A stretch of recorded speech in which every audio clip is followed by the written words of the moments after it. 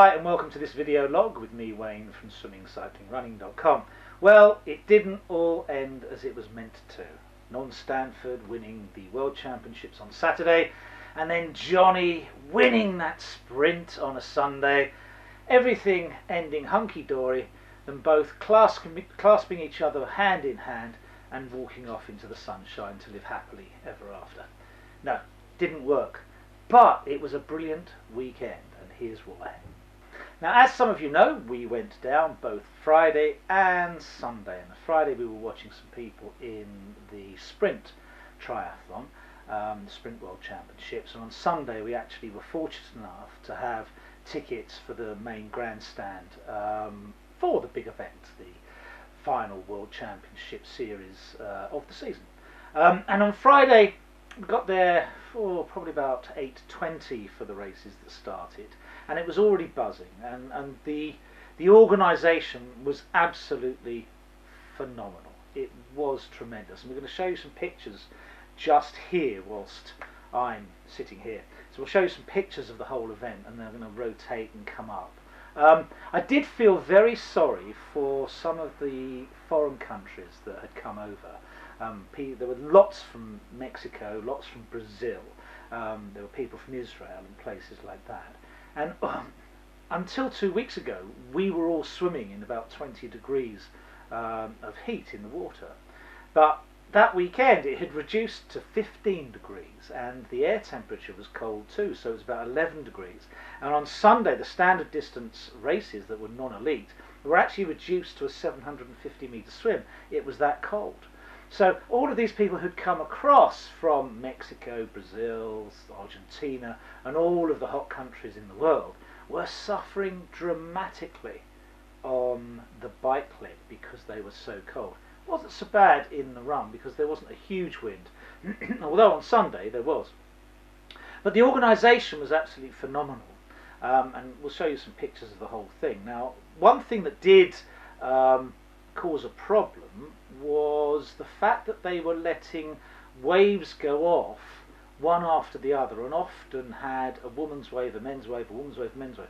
And so you've got people on the bike leg of very varying abilities. And although in England we have a phenomenal triathlon scene, and it's exceptionally competitive whether you're a man or a woman, and whatever age you're at, in other countries it's not necessarily the same. And so we were getting some pretty slow cyclists on the course when the head honcho men came out and wanted to do 40-45 kilometres an hour on their tri-bars. And that caused a lot of bunching, which meant that people got a bit angry and you got the obvious drafting. Now, I don't think people were trying to draft, but you can see from the pictures that drafting actually did occur, just because of the organisation and how it went. It may have been better to send off the men in the order you thought were going to be speedy, so you sent off speedy first and slowly but surely got down to the slightly slower ones. Just a thought perhaps for next year. But the organisation was absolutely fantastic. So let's just come to the professional races. Non-Stanford did tremendously well on the Saturday. What a great race. And the fact that it was raining, I think, meant that she had more mental strength than perhaps she might have had to have otherwise, because she did actually come down and break her arm in the relay championships just a short while ago. So that must have played in her mind when the rain came down. It's a very slippy road. So she did really well to maintain her speed, maintain her composure, and win that World Championship, and that's fantastic. And then Sunday, well, in the stand, watching all the people warm up, watching them go out for the swim, and knowing that Alistair and Johnny were there at the front of events right up until the start of the bike. And then, Alistair's winced. And from these pictures that you're just going to see here, you'll see how he was running. He really wasn't happy, as you can see. But you can also tell that he's landing with his foot quite a bit ahead of himself, and that tends to mean that you're trying to cushion yourself so that your ankle bones take the pressure as opposed to your Achilles. He would normally run much more underneath himself, where he's actually bouncing off that foot, and that puts a lot of pressure on the Achilles tendon, which clearly was what was bothering him.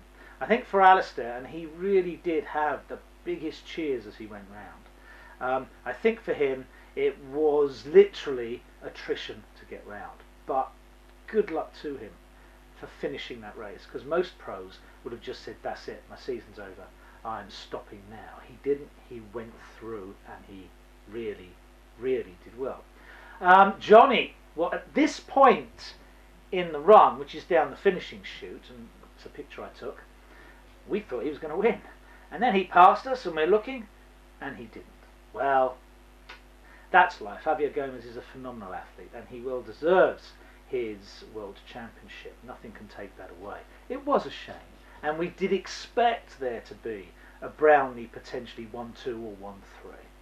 Unlucky, but that's life. Certainly, I think British Triathlon and their organisers did a phenomenal job for the 9,000 athletes that went over the weekend. The organisation was tremendous, and even though it rained, the actual course around the course didn't become a quagmire, which could easily have happened. They must have been dreading that to a certain extent. So well done, British Triathlon. Well done, the organisers. And well done to all the athletes who firstly qualified to get there and secondly made it such a tremendous championships. I only heard really one person go nuts at someone on the road. These things happen. Swearing I don't think was the way around it. But he's racing and he's trying to win, so I suppose you can understand it to a certain extent. Okay, that's it. This was a tremendous championship. If you get a chance to get to one, please get to one. If you don't know how to do it yourself, if you don't know how to plan it, get professional help. That's what we're there for. Next week, we're on to something slightly different. We're in the off season, so we're going to be discussing what you should start doing if your season's coming to an end. See you next week. Happy trying.